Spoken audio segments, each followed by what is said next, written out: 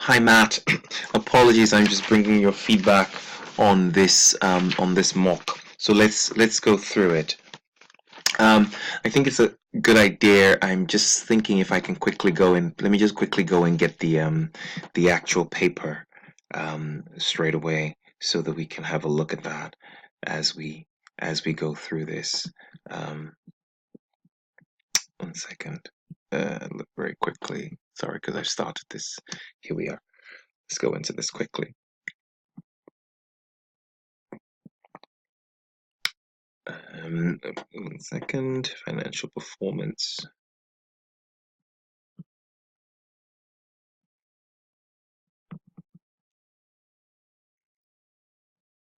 Okay, right. So some good work generally.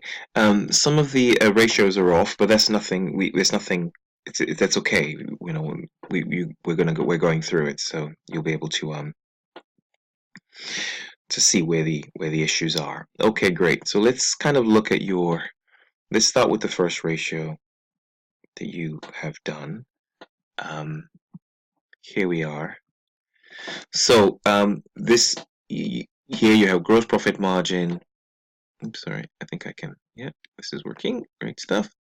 So here you have your 420 divided by 2,500, and you have your 430 divided by 1,600. So that's GP, if you like, over revenue or over sales. And let's just quickly have a look and just see what those um, figures are.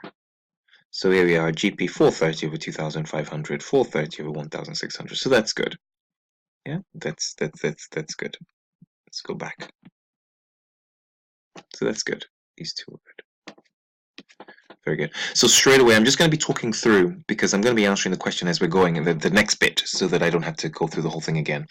So we have one company at 17.2% and the other at 26.9%. I think the question asks you to comment on the differences between both companies. So definitely, company two has definitely been able to keep more out of every pound they receive. Um, Easy Loan. This is Easy Loan, isn't it? Yeah, Easy Loan has done a better job of keeping.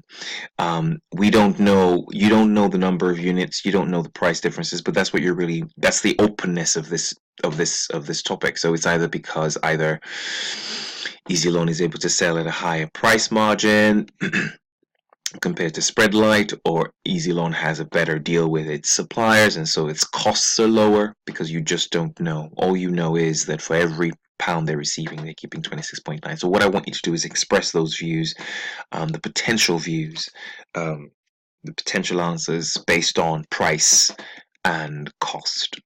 Yeah. Okay, good. Let's look at the next one. So naturally, again, the basis of these will be the same, and it's really focusing on the net profit. So those are, sorry, I'm just looking here. Just come back to the, I'm trying to avoid flicking. I have a paper copy in front of me as well. So if we come here as well, we see that we can see the net profit divided by revenue, net profit divided by revenue as well. Good. So those, that's good. This is good as well. Right. So the next thing we had to look, which you've looked at, is this question of inventory turnover. So you've done opening inventory plus closing inventory, good, giving you your average inventory.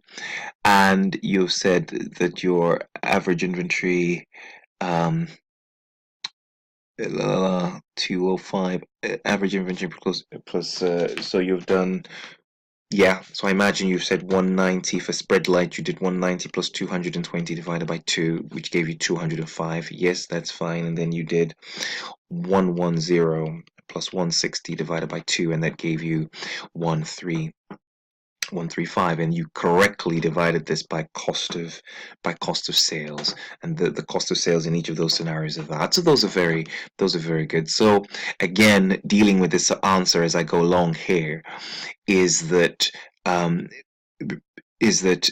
inventory is spending longer in Easy Loan's house before it moves. So basically, Easy Loan is taking longer to actually push out its goods, and and spread light is taking shorter. Now, in of itself, that's all that means. You know, we don't. It's difficult to say whether that's good or bad. I mean, think of a shop that has clothes in it. You could slash prices to get rid of the clothes quickly, which might be the reason why Spreadlight has a lower margin. Maybe EasyLoan is holding and waiting to sell at the higher prices and therefore taking longer to shift the goods. I think it's just the idea of coming up with possibilities as to why the stock is taking longer to leave the warehouse. It might be actually due to efficiency. When I say efficiency, in terms of not very good buying practices, where they're buying too much stock and they're not able to actually just make sure they have the right amount of stock in the shop at the time. So as opposed to having the stock, maybe they could, if you like, they buy the stock on Monday and it's sitting there before it gets sold on Friday, and that affects, of course, this figure, as opposed to maybe waiting closer to Thursday, I don't know, to kind of get it just in time. So those are the discussions I'm sort of hoping for you to make around there. Good. I think we discussed this next one in class the other day, which was which was important. Share this video with Karis as well. It'd be good for her because I don't think I've received her work yet, but it'll be good for her to use this.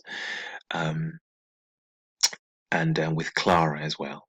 So here we have return on capital employed. So you have this is correct. This is good because what you've done is you're focused on the total capital, and I think we had that discussion. I mean, if you look at if we go back to the actual work, if we go back to this document, what we see is that the return on capital employed. The question here is that the capital employed. I mean, you could. The question is, we started with 200. The question is, this 168 that has come through, has it come through? Has it contributed to the return we've received? And so it's that debate, or was it one big lump sum at the end? You know, but I think a fair debate would be to accept, or we argue that it has contributed to that, and so we include it as part of our reinvestment, if you like, so to speak, as part of our capital. So correctly, you have used these figures. Oh, sorry, this is not penning. 368 and 223. So you've done net profit divided by those. So let's go back to the work. So you have correctly said 166 divided by 368, 170 times 233, giving you 45.1. So this is quite a. It does seem that easy loan is. We can see this. What I want you to write about is kind of correlate how this kind of seems in line with the gross profit margins and net profit margins, right? There seems to be greater profitability, leading also to a greater return on capital, if you like. So this is a better value, isn't it, than this? For every pound you invest, you're keeping 73p for yourself, or you as an investor you will get 73p on your money. This is quite a strong return. Good. So that's where I wanted to go with that. Now here, current asset ratio. I think this one. I think you should have been all right with this. This is literally taking the current assets and the current liabilities. I think maybe you've made a slight. Let me just check now. So your current assets you've said are 399, and your current liabilities you've said are 210. Let's have a look and see if that is the case. I don't know why I think there's a slightly suspicious of that figure. Right, so if you look carefully here, here are your trade payables, 189. Your net current assets are 210. I think you've mistakenly picked these two figures. So here are your current assets, which are correct, 399, and then 199 here. And then your current liabilities are 189 and then 38. Yes, so you'll see they'll have quite a big marked difference on your answers. You can see here that they have quite some good.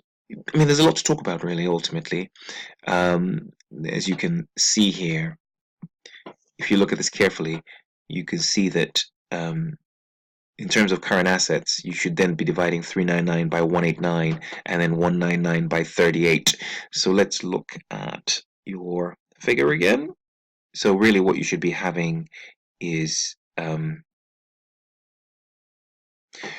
you should be having, yes, 399 by 199 and 199 by 38. So that's what you should be using, and you'll see you'll have some much more stark results. Yes, so do that, and you'll see obviously that from just speaking blind to the acid test, when you just look at the current ratio, it does feel that Easy Loan has a much stronger current ratio.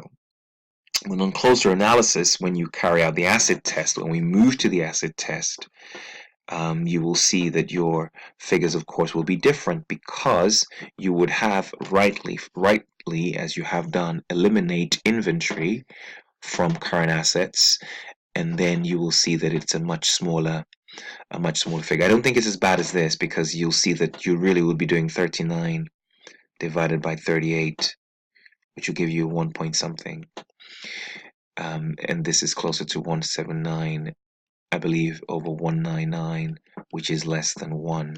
So your discussion will now change when you look at this, right? So the problem with your current ratios is your choice of the wrong pick of the current liabilities. Okay, good. So, oops, sorry. And so that should then feed that discussion, right? Because the discussions are connected. The acid test ratio and the current ratio discussions are connected. Yes, they're connected. Okay, right. So let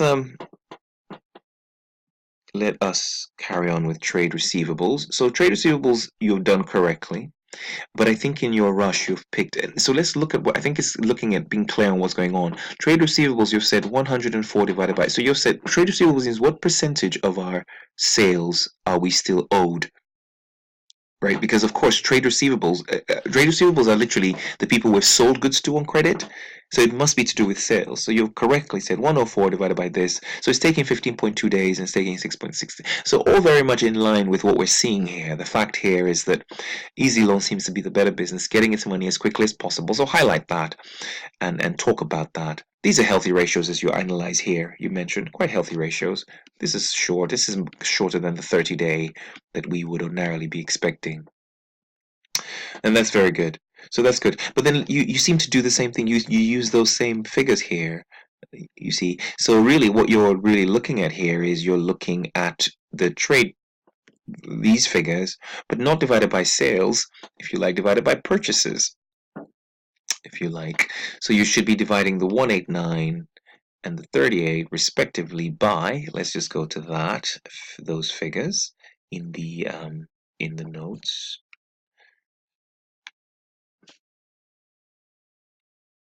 By the 2,100 and the 1,220. So personally, you can see that even if you had decided to go with cost of sales, it wouldn't really matter. The figures aren't so different. Ultimately, it doesn't really matter. But the key point is it's this area of cost of goods. So 2,100, 122, 1220, 2,100, 1220, 2,100. 2,100, 1220. So this is what you want to be using. These are your calculations. And then of course you want to discuss the question of how long it's taking. So we can't use these figures because the bases are wrong. But the distance between them still shows that Spreadlight will definitely be taking longer to pay. So overall, we can see that Easy Loan seem to be better at managing their affairs. This just feels like it's going to be a smaller ratio, but you should calculate this. So all this discussion, everything I've just talked about, should feed, if you like, this question on Easy Loan, this question on number 9. And I think good research should enable you look at ratio analysis limitations. I don't want to say too much about that. I think some element of research should still be included. But I like you've done some really good work in terms of thinking about the limitations, and that's very good. This is all very good. I like this. This is all very very very very very well researched. So yeah, I hope that helps. And the aim is to have this done the Tuesday that you get back. Okay, great stuff. Thank you.